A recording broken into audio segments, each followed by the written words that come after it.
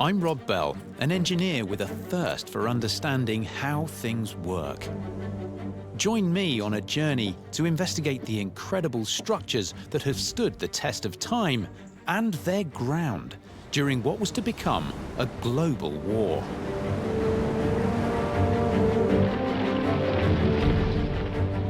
"1940, following the fall of France and the devastating defeat at Dunkirk, Britain stood alone against the onslaught of the unstoppable Nazi menace.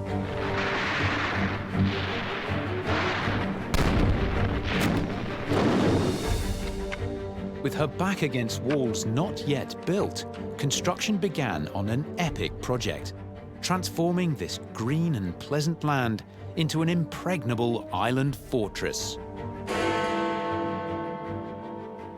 We shall defend our island, whatever the cost may be. We shall fight on the beaches. We shall fight on the landing grounds. We shall fight in the fields and in the streets. We shall fight in the hills. We shall never surrender." Churchill's rousing speech of defiance laid out the plan for Britain's defence. Each week, I'll be exploring the streets, hills, and landscape he spoke of to uncover the monumental, mysterious, and heroic buildings that helped us win the war. Today, nearly 80 years later, thousands of seemingly random structures still litter our countryside. In many cases, they're just blocks of concrete you might see during a daily commute or pass by on a weekend walk. But if you know what you're looking at, behind these remnants of bricks and mortar, there's a much darker story to be told. It's a tale of terror and fear. At a time when fascism overran the rest of Europe, Britain stood alone. Today, often all that's left to remind us of those dark days are these crumbling remains. But in their day, they were the buildings that fought Hitler.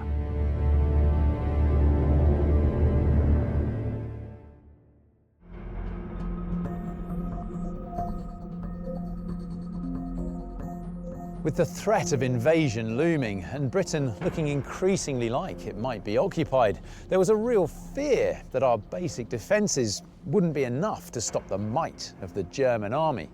And so difficult decisions needed to be made about what we'd do in the event of defeat. Churchill famously said, "We shall never surrender."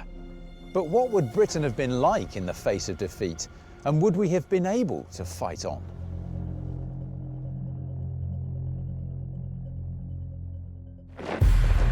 The whole idea of what would have happened if Britain had fallen, of Britain under the jackboot, is almost a kind of seductive idea. Why? Because it asks any nation the big question: how would you behave if you were overrun by another nation? You know, who would have collaborated? Who would have resisted? If the RAF had lost the Battle of Britain, our beach defences would have been sorely tested. Barges containing thousands of heavily armoured German troops would cross the Channel from France. And with just a few hastily built pillboxes to fight back from, Churchill and what was left of the army needed a plan for the nightmare scenario of blitzkrieg on British soil. With London in Hitler's sights, an evacuation plan for the royals from their wartime base at Windsor Castle became a priority. The protection of the royal family in the event of an invasion was a closely guarded secret. There were evacuation plans for the whole royal family to go out via Liverpool or Holyhead and to be evacuated to Canada. Canada was one of Britain's dominions, and the idea was that they would set up the kind of royal household over there. And the idea was also to kind of, stiffen people's resolve and say, come what may, we will never surrender. Even if they invade Britain, we'll carry on the fight.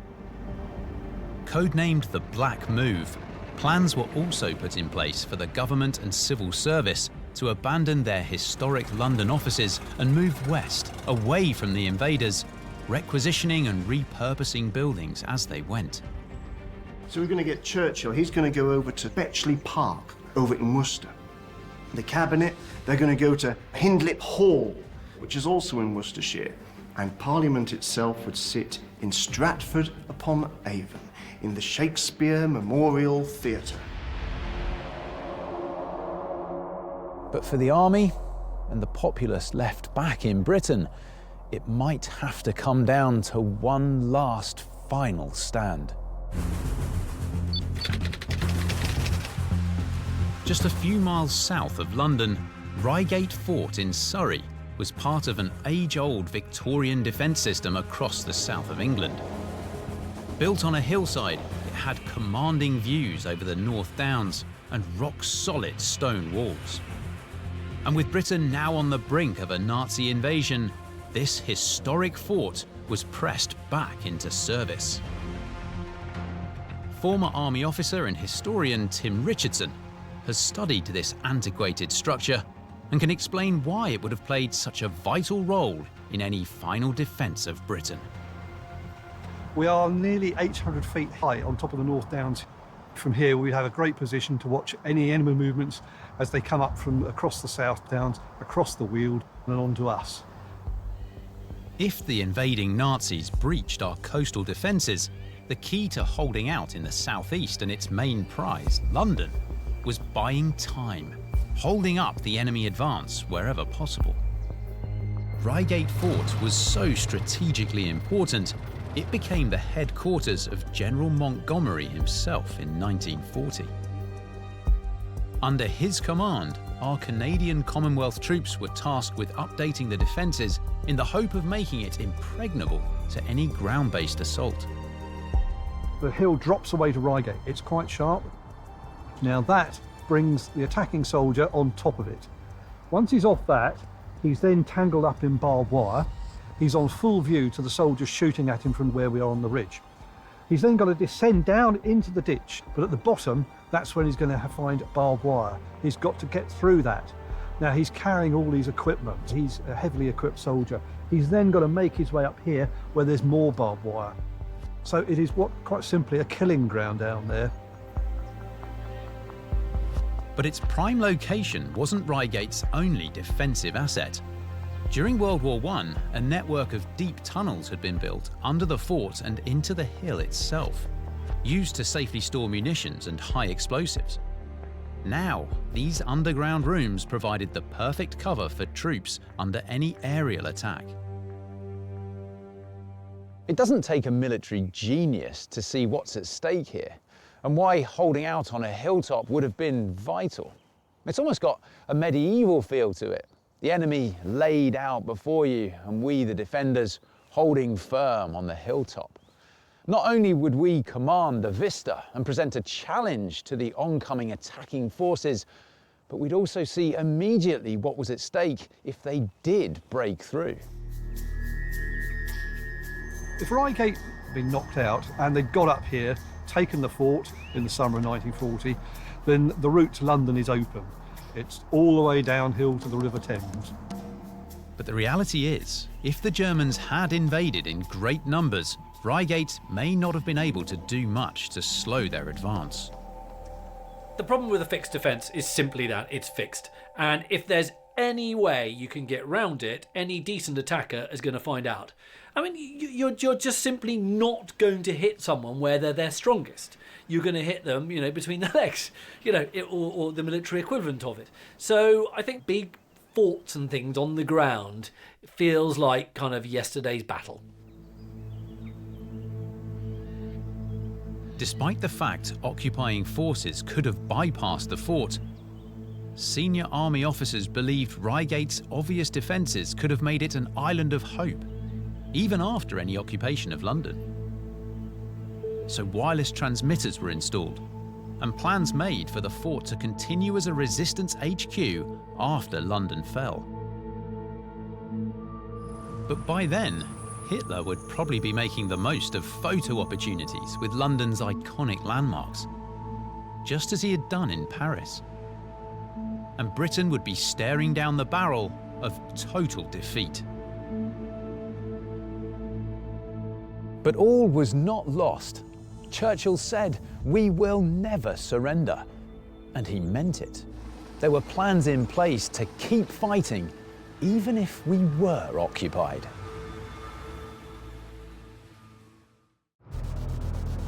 In the dark days of 1940, following the fall of France, Britain was on the brink of a Nazi invasion.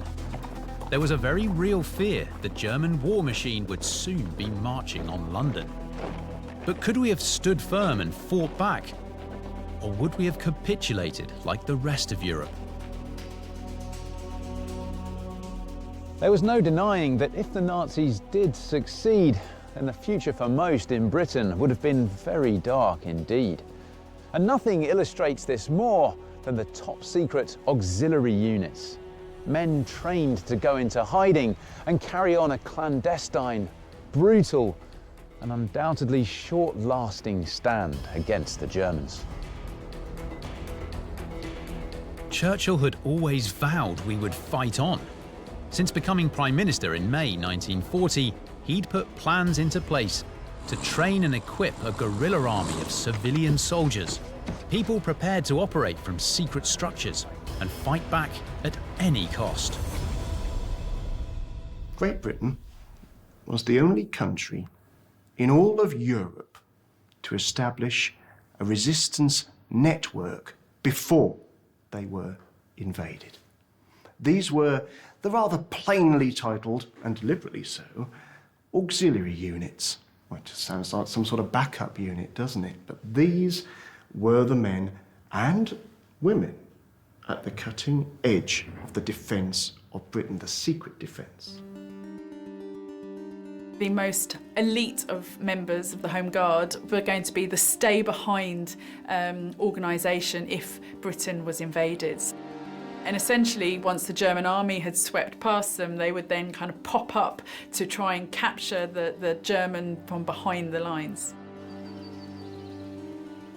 These secret units needed equally secret subterranean bases to operate from. To keep their cover, often overseas engineers like the Canadians were brought in to build hidden hideaways in carefully chosen strategic locations. To this day, many remain undiscovered. The bunkers that the auxiliary units were inhabiting were in highly isolated areas.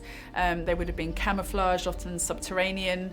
There's no map of them, so we don't know where they are, and they're still being discovered every now and then. So relatively recently, one emerged because the ground gave way under the weight of a cow. Hidden in the grounds of Coleshill House, Wiltshire, is a good example of a fully kitted out operational base. Historian Andrew Chatterton works with the Coleshill Auxiliary Research Team, known as CART. He's an expert in this untold secret war and the bases and people that manned them. So, believe it or not, we are now at the entrance of the operational base.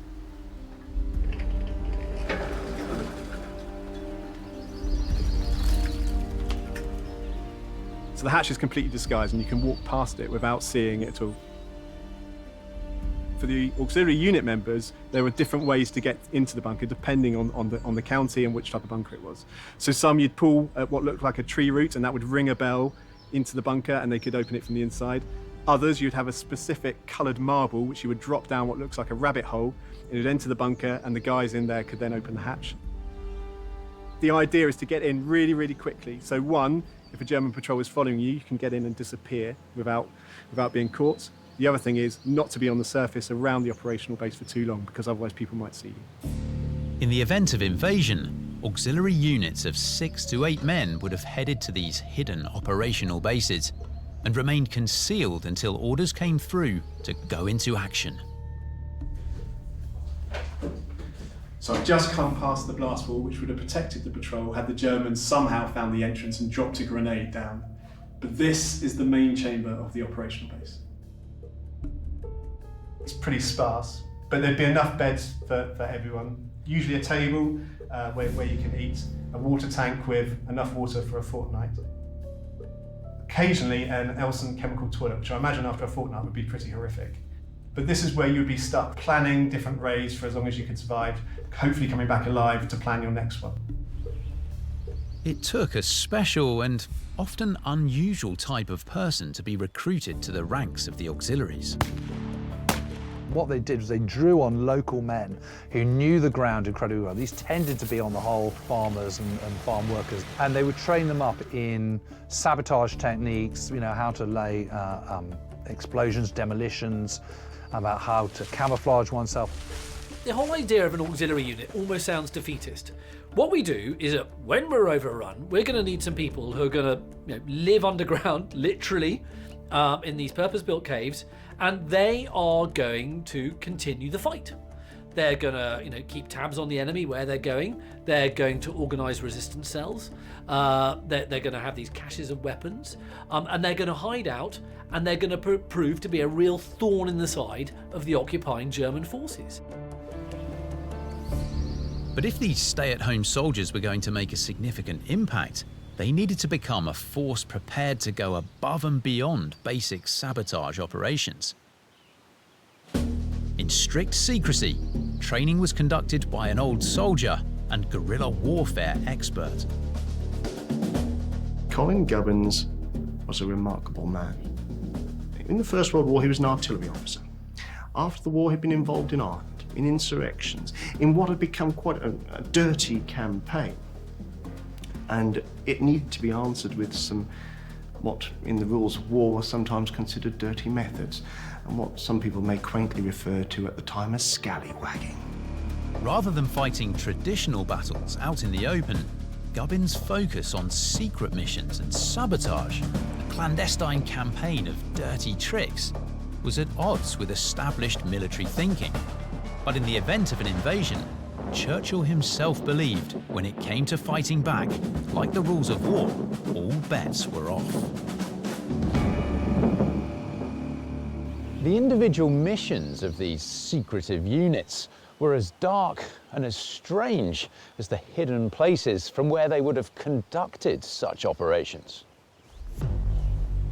Be going out every night under real danger to blow up ammo dumps, fuel dumps, railways, bridges, convoys, anything that would disrupt the invading army and give the regular army time to counterattack.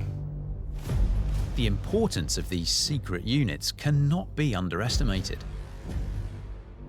Despite the loss of weapons at Dunkirk, in the summer of 1940, with the invasion threat at its peak, Churchill issued orders that equipping this army of auxiliaries become top priority. So here we have a few of the tools of the trade which the auxiliary units would have used. Here's the famous Fairbairn-Sykes fighting knife, perfect for dispatching of sentries. We have a pressure switch. So these were used on railway lines, and when a train went over the top, pressed the switch, big explosions. This is a time pencil. So there's acid in here, and you could set the amount of time. Once it got to the end, it would cause the explosion. Not very reliable, so you wouldn't risk using it on a very short amount of time, because otherwise you'd probably be caught in the explosion. And this is the Smith & Wesson revolver that Churchill wanted all auxiliaries to have. Probably got from the American police as they sent weapons over. And in this example, we've got a homemade dirk. And you can see how dangerous that would be. Armed with these basic weapons, the auxiliaries would attempt to disrupt and sabotage an enemy occupation. But they were also expected to carry out much more sinister operations too. Sometimes they may have just been a very, very small unit, and they were assassination squads. And let's make no bones about it. You had specialist members of the auxiliary units that were given a brown envelope. And they were not supposed to open that envelope unless we were being invaded. Under the government's 75-year rule, it's only within the last few months that some of the contents of these unopened brown envelopes and the secret missions they contained have been revealed. Some of the first targets the auxiliary patrols would have to have taken out may well have been British civilians. There's a really good example in Cornwall of an elderly couple in a cottage overlooking a copse where an operational base was, and knowing that something was going on. The first people that patrol would have to have assassinated was this elderly couple, because they just couldn't risk the Germans getting hold of them and telling them exactly where the operational base was. To this day, many members of local communities remain unaware of what their possible fate might have been. But before the worst came to the worst, plans were in place for everyone to do their bit, as groups or individuals, with everyone playing a vital resistance role. Alongside the auxiliary units, they also trained special duty section, which were civilian volunteers, all kinds of people who really didn't stand out. So people like vicars, publicans, doctors, and even girl guides and scouts. So people who could just be walking around their village, the Germans would be passing them and not realising that they were taking down notes of formations and vehicles and weapons. Under occupation, the rapid relay of messages would be vital. So wireless sets were hidden away inside unlikely buildings, but still within easy reach of operational bases. Got examples of publicans having them in the lofts of their pubs, vicars having them in churches, and 2 or 3 examples of where civilians had them in their chicken sheds. So to all intents and purposes, this is a normal chicken shed. A German walking past would have absolutely no idea anything was going on. Even if you go into the entrance of the chicken shed, there's a false wall there, so you wouldn't be able to see what's happening. But inside, the civilian operator would be passing messages through to the ATS girls in their in-station bunkers. Having signed the official Secrets Act, after the war, the 4,000 or so men and women who'd been recruited in secret could never mention their role in what might have been. And like their hidden underground bases, the record of their service remains almost invisible. This is an original lapel badge that they were issued at the end of the war, and this was the only recognition they had. So auxiliary unit members would wear these in their jackets, and only other auxiliary patrol members would know that what this was and what it represented. But that's the only recognition they had. What's nice about the auxiliary unit bunkers is that still nobody knows where they all are. There's still a mystery. There's still some waiting to be rediscovered in the sort of woods and fields of Britain even today, because they were built by Canadians who then went back to Canada eventually. The Royal Engineers went back to whatever part of the country they were from. And so you've got these structures. Obviously some will have collapsed, but I bet you there are kind of 1 or 2 that have still got, you know, probably a couple of old grenades sitting in there waiting to blow up at some point. Undoubtedly, for years to come, these hidden bunkers will continue to be discovered, and the untold heroism of grandparents and great-grandparents will continue to come to light. But in the event of an invasion, it wasn't just the auxiliaries that would have hidden away. Our heritage and culture would have also gone underground.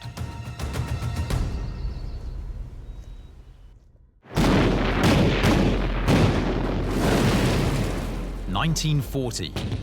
After a successful blitzkrieg battle plan, the Nazis occupied most of Europe, and Britain stood alone. But even if the Germans made it to our shores, Churchill wanted to guarantee the continuation of our culture. And that meant more than just a secret resistance. It would also be about defiance through the freedom of speech. Even before the war began, there were plans in place to fight on in the event of an invasion. Most importantly, morale would need to be maintained at all costs. And so, the voice of Britain since 1922, the BBC, went underground. Now you're going to hear the first performance of the new BBC Dance Orchestra, directed by Henry Hall. It's just the time for dancing. The BBC had a reputation for being authentic and trustworthy. It was used in a whole range of ways. It was about information, it was about entertainment.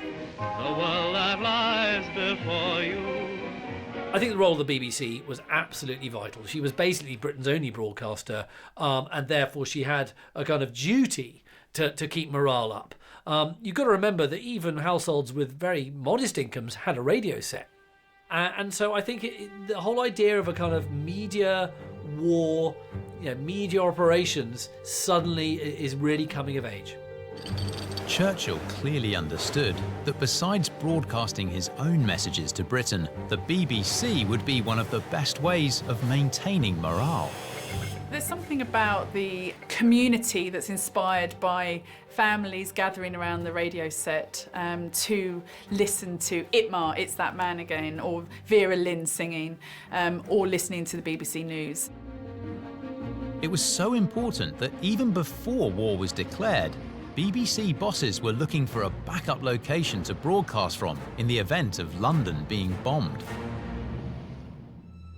Fortunately, since the 1920s, they'd established 4 regional radio transmitting stations, covering everywhere southwest from Gloucester to Brighton and miles from any possible invading army in the east. BBC Bristol looked like the best option.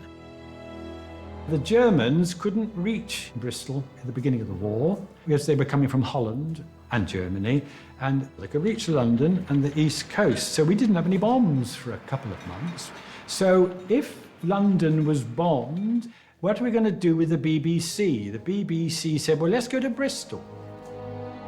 From its basic beginnings in 1923, by 1934, BBC Bristol had established 4 successful studios at 23 White Ladies Road, offering speech and drama productions for the west of England.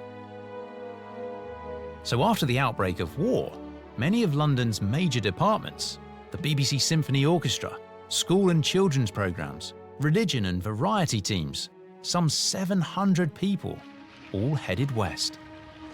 But despite moving, the BBC and Bristol didn't escape the Blitz. 1,300 people were killed in the raids, and over 80,000 buildings were destroyed.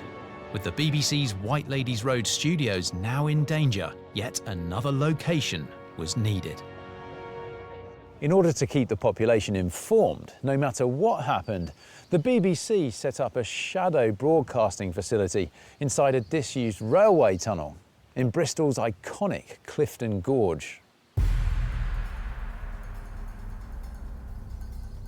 This is the inside of the Clifton Rocks Railway.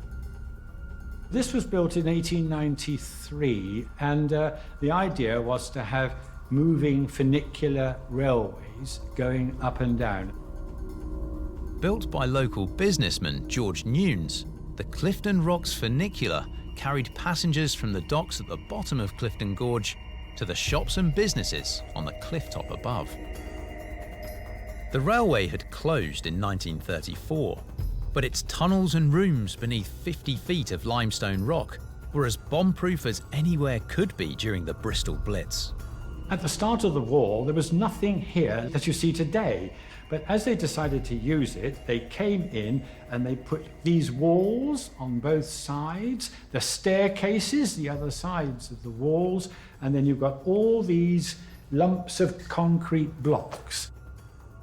It didn't take very long at all, but it's quite surprising. And they say 6 weeks this was converted. The problem for the BBC was that the top sections of the railway were urgently needed as a civilian air raid shelter. Only the bottom section and the basement were free to use. Well, the BBC had 4 rooms. One was their control room. They had 85 telephone lines coming into one of them from all the correspondents around the different theatres of the war. Another one was their recording room. Another one was to be where they were going to do some actual shows. And then they had another one down there, which was their canteen. And they had a stores and various necessities that were needed, obviously. They were there as well. But during their first dry runs, it became clear broadcasting live from a subterranean basement presented a few practical problems. We had to be very quiet for the BBC, what they're recording, what have you. They realised that the ladies in the BBC teams were making a bit of noise with their heels. They were going clink, clink, clink, clink on the steps. So somebody came up with some idea, put some matting area down. So on 2 of the staircases down there, there's matting placed so that ladies didn't make a noise clipping their heels. With the building work and the kitting out of these subterranean studios complete, the BBC had a final fallback option. So if both London and White Ladies Road buildings were destroyed, the BBC could stay on air. Soon as the sirens went and the bombers were to come over, they immediately got in a little truck and they zoomed down and they manned this until the air raid was over, and then they all went back again up to White Ladies Road. So if White Ladies Road had been bombed, this would have been BBC England. The BBC made the most of its new location and was able to quickly switch from broadcasting in London to Bristol, sometimes mid-news bulletin, when the capital was under attack. I think that's something the British are really good at, realising that actually the media is an important part of this war in a way that it wasn't quite so important in the First World War. Of course, there were broadcasts and radios in the First World War, but actually now, people are much more sort of what we call today connected, I suppose, through the media. Although this subterranean studio was never actually used, thousands of programmes in many different languages were routed via its control room. The BBC maintained the site into the Cold War as a potential backup base in the event of a Soviet attack. But the role of the BBC in Bristol was vital, as a weapon against Nazi propaganda and misinformation. Under Joseph Goebbels, the Nazis were experts at manipulating the media. But although it worked in Germany, wider attempts to influence Britain through radio broadcasts were less successful. I think that German propaganda was actually largely pretty crass and pretty bad. If we're talking about the propaganda aimed at the British, you had famously Lord Haw-Haw, William Joyce, who would have this sort of kind of nasal drawl aimed at Britain every night. Germany calling. In memory of the 26,000 women and children ruthlessly murdered by our countrymen. With his affected upper-class English accent, American-born Nazi propagandist William Joyce exaggerated and even invented stories of Allied losses in an attempt to demoralise and deter Britain and her allies. I think people would sort of listen to it with a mixture of sort of fear and contempt, and also with a certain sense of humour, because they realised it was actually a load of nonsense. After being captured in the British military zone at the very end of the war, he fell under our jurisdiction. Joyce was hanged in January 1946, becoming, to date, the last person to be executed for treason in the United Kingdom.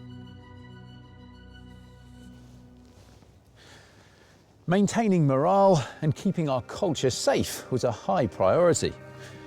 Across Europe, the advancing Nazis had already looted or destroyed millions of pounds worth of art.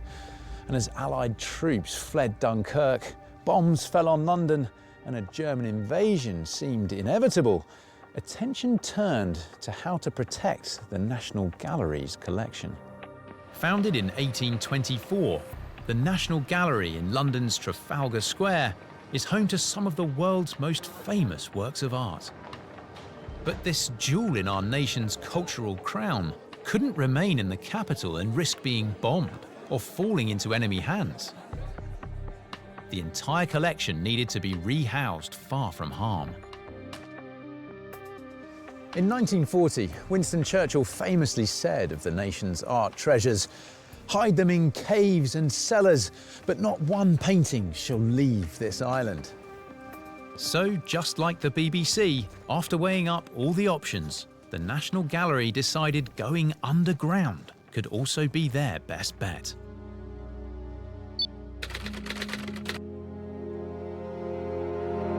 Far away from any possible invading forces, an old disused slate mine in the heart of Snowdonia was chosen as the best place to store our nation's artwork. With no strategic buildings and even less infrastructure, this was an ideal location, and one an occupying army would probably overlook. I can imagine there might have been places where the Germans never really got a grip. We see that in Greece, in kind of mountainous areas, Crete, for example. You've still got villages that basically are occupied only in name. but actually the occupying force had very little control over them. So I can imagine there are parts of the British Isles that would be like that. But updating this disused mine to make it a suitable site meant extensive adaptations. High explosives enlarged entrances allowing access for vehicles and some of the larger artworks. And then within the depths of the mine itself, airtight brick bungalows were built to keep the paintings safe from the cold and the damp. I think this whole idea of keeping your heritage safe was really important for morale, actually.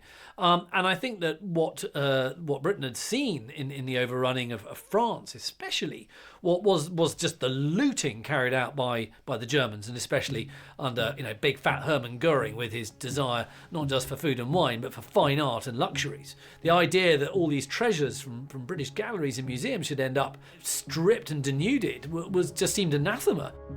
By the summer of 1941, under the strictest of secrecy, every single work of art from the National Gallery's permanent collection was now safely stored in a new subterranean home. They wouldn't be seen again in London until May 1945, when, after years of dust and rubble, visitors marvelled at the painting's colour and intensity, partly because many had been cleaned during their stay in Wales. This is just one of many great examples of how, using a make-do-and-mend mentality, Britain was using every possible building and available asset to fight Hitler. This is an often overlooked and unknown aspect of the war. But had it come to the worst, these secret structures would have been vital. But at the end of the day, the invasion never actually happened. But the question of what if still remains.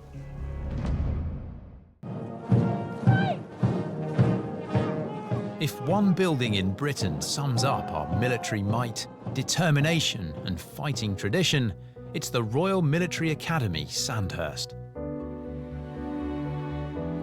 Today, this is the British Army's initial training centre for all our officers, but it's building on a legacy of being the best in the business for over 200 years. From defence to offence, this is where generations of leaders of military men, including Churchill himself, learned how to wage war. It's often said that there are no what-ifs in history, and that it's a pointless exercise trying to second-guess alternative outcomes. Although, bizarrely, that's not the case with the possible German invasion of Britain. In 1974, a remarkable event took place where surviving members of the British and German military leadership got together at the Royal Military College at Sandhurst, where, using real data for the weather and sea conditions of the time, they pitted their plans against each other to see who would have won. What I've got here is the results of the war game that they did at Sandhurst in 1974. And what's quite interesting is the first wave of a planned 330,000 men hit the beaches at dawn. Well, that in itself is just utter nonsense, because if you think only 155,000 men landed or dropped on D-Day in Normandy on the 6th of June 1944, but the Germans in 1940, when they've got not even remotely the same invasion fleet to support them, nothing like the kind of 3,500 aircraft that the Allies had. I mean, that is just total la-la land. Anyway, be that as it may, what they reckon was that the elements of 9 divisions were in the first wave. So they're landing at Folkestone, around Folkestone, here. Then a further 3 at Hastings, and then a further 3 just to the east of Brighton. And they're also using a Fallschirmjäger division, which is a paratroop division, to capture Limp, which is here. So there's your attacking divisions in the very first wave, and they reckon that most of those would have got across okay. But from the start, whilst attempting to cross the Channel, those attacking German forces would have been facing the might of the most powerful navy in the world, with its battleships, cruisers and submarines. May, June, the summer of 1940, Hitler didn't have an invasion fleet. If he did, and it managed to get into the Channel, he's got to deal with the Royal Navy. He's got to deal with a minefield. And then if he did make the coast, then he's got minefields for sure. In the key areas, you've got those anti-landing craft scaffolding put all along there. Although it is largely speculation, the German invasion plans seem to unravel quickly.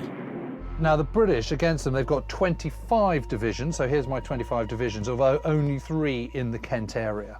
So they're kind of moving towards these attacks. But the next wave of German troops that comes across the Channel get absolutely decimated by the Royal Navy forces. And all these guys can come down here much more easily because the Germans don't have control of the skies, because the Germans don't have control of the English Channel. It means that the British can reinforce and the Germans can't. Basically, the whole thing starts to fall to pieces within about 4 or 5 days.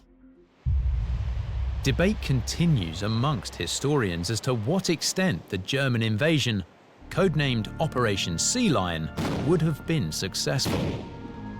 So to be able to answer the question whether Operation Sea Lion worked, I think again we have to look to what happened in France. So France was a population of about 40 million people, but the Germans only invaded the top half and occupied it. They didn't occupy the second half. They didn't have the manpower to be able to occupy the whole of the country. So it then begs the question, would they have had the manpower, in addition to occupying the northern part of France, to also occupy Britain? So we'll never know whether Operation Sea Lion would have been a success. When you look at the defences we had, I think the Germans would have had a really, really tough time at conquering the British Isles. I don't really think they would have got very far. You need to make sure the Royal Navy's not harassing you. You've got to have aerial superiority. And even if you've managed to knock out the RAF, I still think you've still got a very redoubtable defending force on the land that is going to be able to repulse the Germans. I suspect if you wargame it, I don't really think the Germans are going to get that far. I think they're going to get to the South Downs, and I think it's just going to stop. Throughout 1939 and 1940, Britain had prepared for the worst. But thanks to the RAF, the weather, and Hitler's desire to march east into Russia, our defences were never really put to the test. And by 1941, the country was able to breathe a little more easily. At the end of the day, we all know what actually happened. The Nazis never made it ashore, and ultimately we went on to win the war. And although this may have been a turning point, it didn't mean that there weren't many dark days ahead. But slowly, we went from being on the defensive to finally using these structures and buildings to turn the tide and take the fight to Hitler.